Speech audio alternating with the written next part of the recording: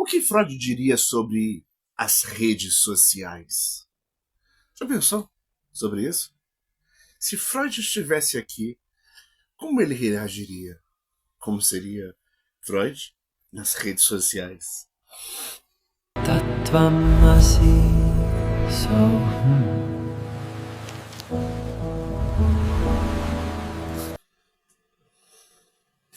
Imagine por um momento que Sigmund Freud, o pai da psicanálise, acordasse hoje, 2026, que eu tô gravando esse vídeo.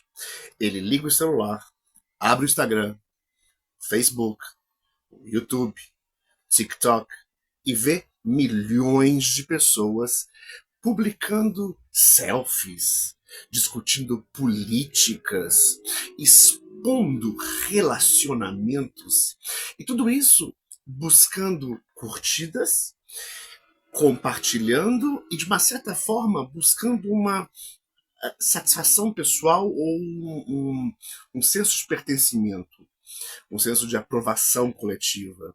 As pessoas compartilham detalhes da vida na rede social, que a pergunta aqui inevitável que a gente faria pensando no pai da psicanálise, o que Freud diria sobre essas redes sociais, essa exposição exagerada. E, como psicanalista, posso ousar dizer que ele enxergaria como uma ferramenta tecnológica ou como uma imensa janela para o inconsciente humano. Porque as redes sociais nada mais são do que isso. Uma janela que eu abro da minha casa para o resto do mundo. E hoje nós vamos explorar exatamente essa ideia. Não para dizer que Freud tinha todas as respostas, sei que ele tinha alguma, mas vamos partir do pressuposto que sim, até como psicanalista. Mas a gente quer usar aqui as suas teorias, provadas, comprovadas, testadas e retestadas, como uma lente para entender esse comportamento online, digital do século XXI. Então a gente parte desse pressuposto, inclusive sendo a primeira obra de Freud sobre psicanálise, sendo aí a interpretação dos sonhos do ano de 1900, lá no outro século, Freud acreditava que a nossa personalidade era composta por, basicamente, três partes. Tem o id. Id é a coisa, em alemão, é uma coisa, são os nossos impulsos. Tem o id, ou a coisa. Tem o ego, ou o eu, que é quem tenta equilibrar desejos com realidade, e o que vai além do ego, que ultrapassa o ego, o super de sobre o ego, que é a nossa consciência moral para pensar, para refletir. E nas redes sociais, esse ego, esse eu enorme, acaba sendo exatamente o objeto de exibição, o objeto de mostrar para o mundo cada foto escolhida, cada legenda ali cuidadosamente escrita, quer tenha um objetivo de alcançar alguém em especial ou toda uma comunidade mostrando que pode sim fazer coisa X, aplicando filtros, modificando a própria aparência. Tudo isso vai comunicar para quem está assistindo uma imagem de algo que talvez a gente gostaria de ser. O Instagram, por exemplo, é recheado disso. É aquela vitrine, antigamente revista Caras, que a gente ficava ali vendo aquelas vidas dos ricos e famosos, e na internet nem isso. Né? Não quer dizer que seja falso, tá? Não quer dizer que a Caras era real, mas e o Instagram seja irreal, mas isso significa que a gente está editando, em grande parte das vezes, nossa própria identidade como ser. As redes sociais transformaram a construção da imagem pessoal em uma atividade diária. Essa coisa de postar todos os dias o prato que você comeu, a viagem que você fez, a briga com seu marido, com seu filho. Freud provavelmente diria que nunca foi tão fácil observar o ego, o eu enorme trabalhando. Porque antes as coisas tinham que ir, né? Talvez alguma exposição, ou um encontro, ou algo de cinema, não tinha essa janela aberta para tudo isso. Freud dizia que o ser humano, por natureza, deseja ser amado, reconhecido e aceito. Amado, reconhecido e aceito. Curte, compartilha e segue. Olha que interessante. Hoje esse reconhecimento ganhou esse número, né? De curte, compartilha e comenta. Essa aprovação exterior. O número de curtidas a gente vê lá, sei lá, deu 200, 400, 500, 2.000 curtidas. Visualizações, 2.000, 3.000, 4.000. Seguidores. Até um tempo atrás, quem tinha seguidor era Jesus. Agora não, as pessoas são influenciadores, elas influenciam as pessoas.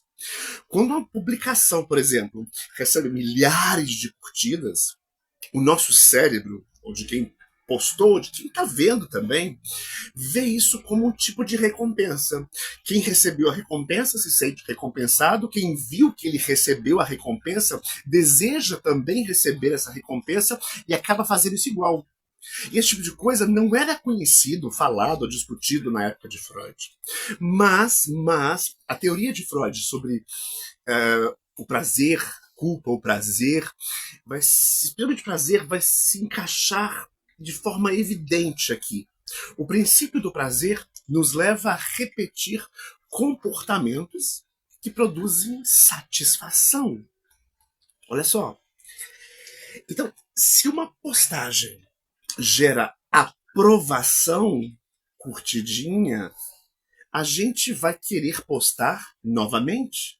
A gente vai se retroalimentar, é o feedback, alimentar de volta, e novamente postar outra, e novamente postar outra, até quando você percebe, você tem aí 5, 6, 7, 8.000, 2.000, 1.000.000 de pessoas seguindo aquilo que você quer dizer. Mas isso não seria um próprio narcisismo, mas agora digital? É algo que vai agradar a mim, porque eu sou eu. Freud escreveu um texto chamado Sobre o Narcisismo. Esse texto foi de 1914. Ele não dizia que todo narcisismo era ruim. Ele diz aqui na frase que Narciso acha feio tudo aquilo que não é espelho. Mas isso não é errado. Segundo Freud, existe aí um narcisismo saudável. Como é que seria esse narcisismo saudável hoje, em tempos de rede social? Esse narcisismo saudável é a parte do amor próprio. Legal. O narcisismo bom é aquele amor que a gente sente por nós mesmos. Por ver quanta coisa boa eu fiz. O problema surge quando toda essa minha autoestima que eu tenho vivido depende ou está sujeito ao olhar de você aí do lado de lá. Se precisar disso, isso é horrível. O narcisismo que se alimenta de uma outra forma. Né? E nas redes sociais isso acontece de uma forma muito fácil, muito rápida. Um dia as pessoas te amam, no dia seguinte elas podem te odiar. A pessoa deixa de perguntar, antes de ligar a câmera, começar a filmar, fazer selfies, ela esquece de perguntar: eu estou feliz? Eu estou aqui agora, eu estou filmando esse momento para reviver depois, porque eu não sou capaz de viver a minha vida. E ele pergunta quando filma: quantas pessoas aprovaram a minha forma de felicidade?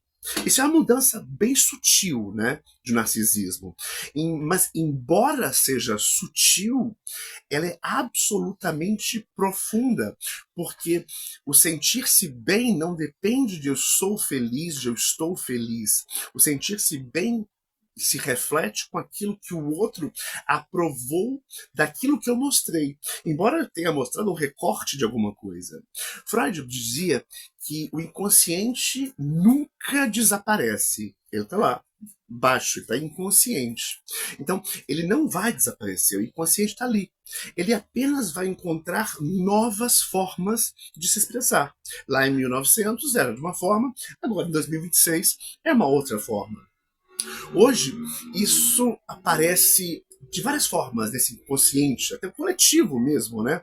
Comentários impulsivos, aquelas pessoas que vão lá e comentam sem pensar duas vezes, gerando aí mais um fenômeno que é o cancelamento, gerando discussões intermináveis. Já participou de algum grupo de Facebook, por exemplo, que a pessoa tem que moderar, porque a conversa vai crescendo tanto que isso gera tanto ódio gratuito. Tudo aquilo que talvez nunca fosse dito pessoalmente, as pessoas passam a ter coragem de dizer no mundo digital. E às vezes sem esconder a cara, dizendo mesmo que odeia isso, que odeia aquilo, porque a internet oferece distância.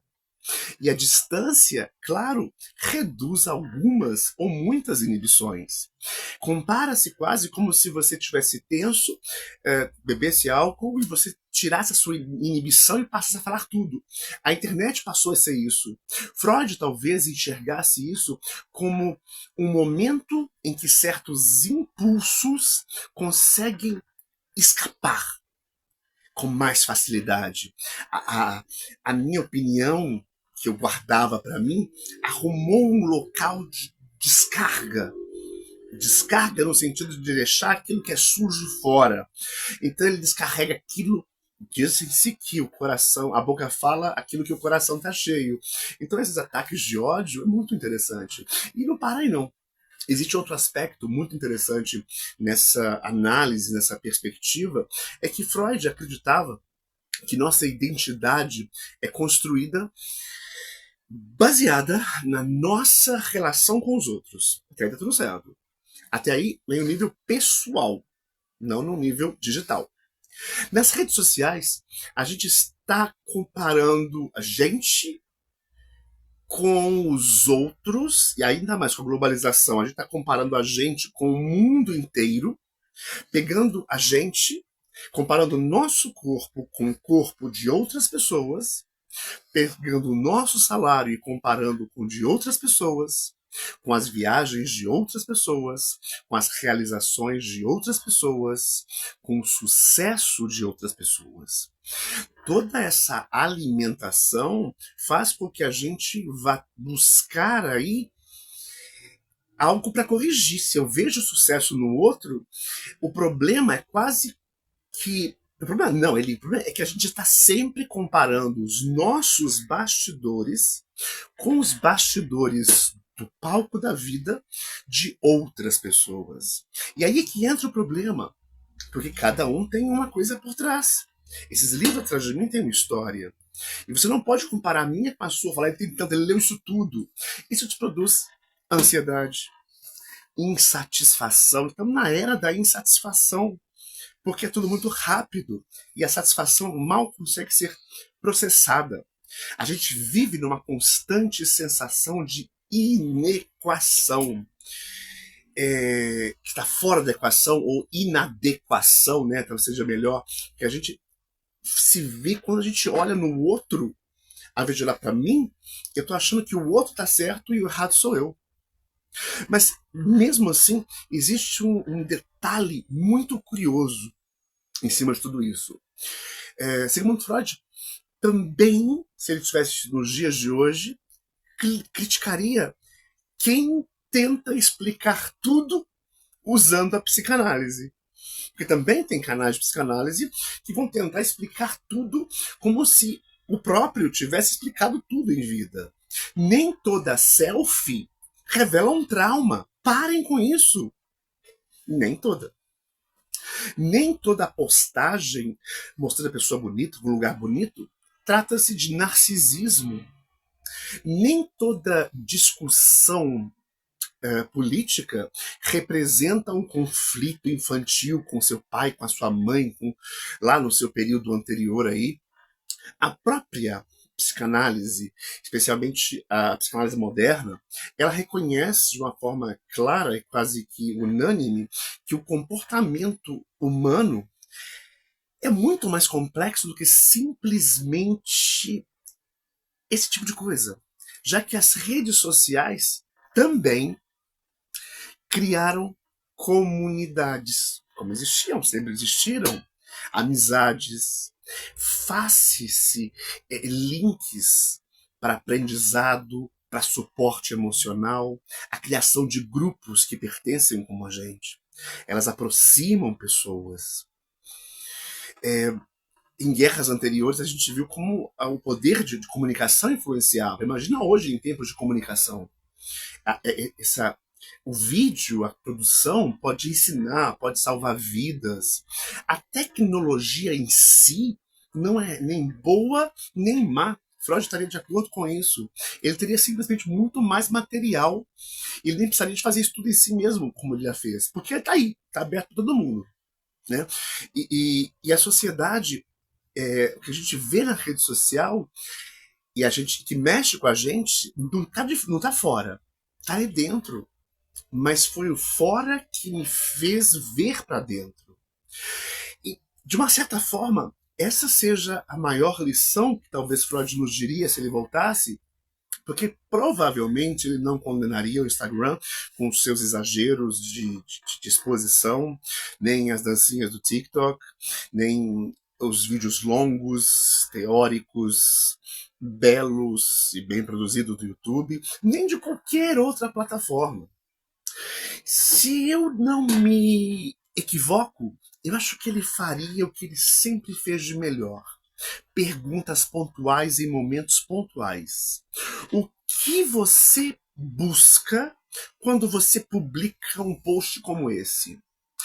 E como é que você se sente quando ninguém reage? Você tem 8 mil seguidores e ninguém dá um coraçãozinho, ninguém fala que legal. Já pensou por que você se preocupa tanto com a opinião de desconhecidos? Por que a opinião deles tem tanto peso? O que você tenta mostrar quando você posta na internet alguma coisa? Eu não mostro nada, eu só quero tirar e colocar lá. Guarda pra você. A gente não tinha antigamente álbuns de fotos que a gente mostrava só pra gente muito íntimo. Você não faz isso. E, principalmente, a gente mostra uma parte da nossa vida, mas a gente esconde outra. O que você está tentando esconder quando você posta essa foto falsa de sucesso? No fim das contas, as redes sociais sejam o maior consultório de psicanálise já criado. Porque está aberto. Basta você clicar e você verá milhões de pessoas falando de si mesmas todos os dias, mostrando apenas uma parte da Lua. A Lua tem sua parte escura e sua parte clara, sem perceber que essas postagens, muitas vezes, até aquelas belas, bonitas, elas revelam muito mais do que a pessoa que postou imagina. Postar uma coisa muito luxuosa, sabendo que não é assim, isso reflete muito mais da verdade. Né? E você? O que você posta? Né? Se Freud analisasse, entrasse no seu perfil das redes sociais, qual seria o diagnóstico dele? Deixa aqui nos comentários. Se Freud visitasse a sua rede social, será que ele deixaria? O que ele acharia de você? Quais as inferências, quais as coisas que ele poderia dizer sobre isso? Bem, se você gosta de psicanálise, comportamento, espiritualidade, religião, ideias que moldam a nossa sociedade, métodos que mudaram, que cresceram, que continuaram, enfim, esse é o Jimmy Mello Experience. Não é a verdade, não é a palavra final, mas é a minha experiência. Por hoje é só. Nos vemos no próximo episódio. E, para reforçar o meu narcisismo, comenta, curte, compartilha. Namaste. Om Tat Sat.